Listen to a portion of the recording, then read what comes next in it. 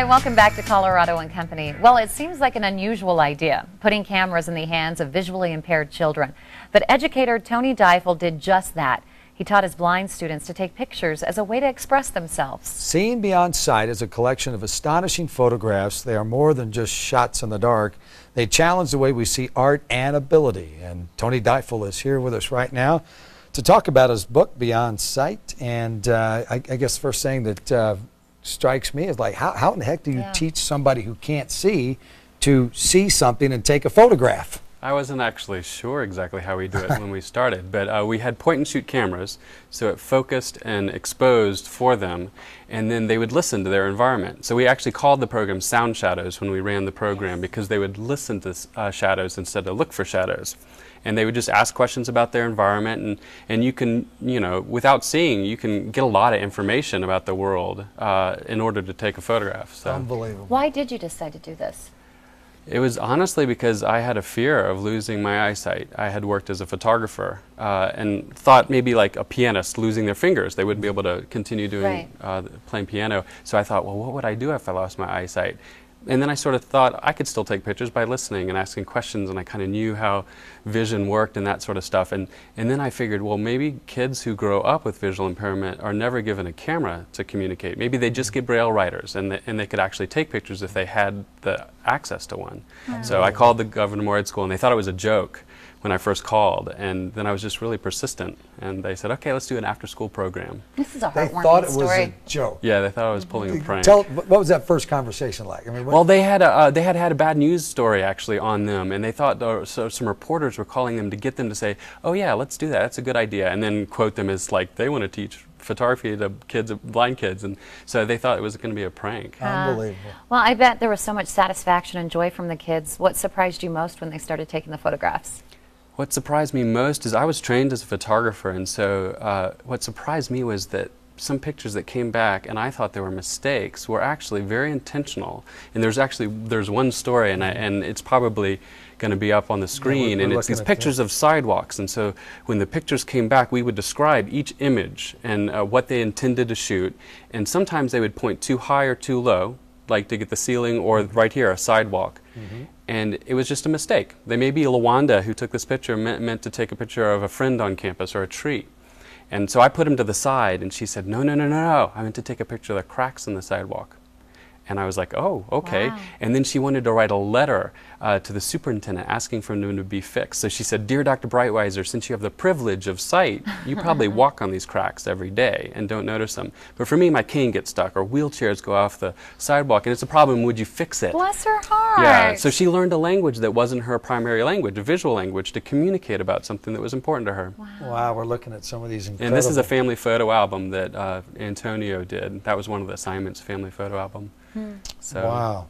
What do you think we can learn if we look at these about vision and perception and art through this book? What do we learn? I think it's that there's a lot more to seeing than meets the eye, not to be like cliche, but there's a lot more to seeing, and if you only see with your eyes, you miss a lot of the world. So the picture in the beginning, and I actually have it here, it's the noose. I don't know. Yeah, we saw that. The noose at the very beginning. It's actually not a noose. So when I ask people like, well, what does this look like? It looks like a noose, but it's actually the handle that rings the bell on the campus. And so if you lead with your eyes, you're completely misled to what that is.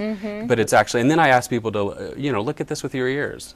And, and you see a bell with that. Wow. So that's just an example of how if you only see with your eyes, you don't see the whole world. Yeah, and that leads me to my next question. I mean, do you think the children learned more, or us as readers and viewers of these photographs will learn more and take away more from this book? I think it's definitely both. I constantly learn, and I've worked on this for 15 years. It's been a passion project for 15 years. Wow. And I see new things in it and learn new things about myself and about the world from working with and looking at the photos. And so my hope is that if people look at this just as cute kids taking pictures and don't see themselves in the book and in the stories, then they're sort of missing it. So. Wow. One of the stories, actually, I can tell another story that was from one of the pictures you showed, which was the white girl and the black girl holding hands. And they were best friends, Reba and Merlette. And so I had interviewed Merlette, the black girl, and I was asking her about the pictures and stuff, and we started talking about race and what what does race mean when you're blind? And so she said, I don't like white people. And I go, what do you mean you don't like white people? She goes, I don't like white people. And I go, but what about your best friend, Reba, she's holding hands with? She's white. And she goes, she is? And I go, yeah, wow. she is. And I go, well, she doesn't act white? And she shook her head. And I go, how does she act? And she said, like us. Like us, which is like when you say us and them language, it's this division, like us and them, those people, those foreigners, those people that are different from us. She just said like us, and so it's this reminder for me about how to live in the world. Well, yeah, with celebrate our diversity. All of that, Don Imus and Oprah was talking about this on air. This is something that should go further. Your book, it's very interesting. Unbelievable. Go back again. Like earlier, you talked about you were fearful you were going to lose your sight. Revisit that again. What were you talking about there? Well, if you were going to locate yourself anywhere on your body, where would you locate yourself? If I had to locate myself? Yeah, like, are you here in your hand? Like, where are you in your body? So you would be eyes, like because for you're a me, photographer. I'm here. Right. Because that's sort of my center. I think I'm up here. In your head, in your head. So yeah. it can be in your mind too, Yeah, but in yeah. terms of a sense. Yeah.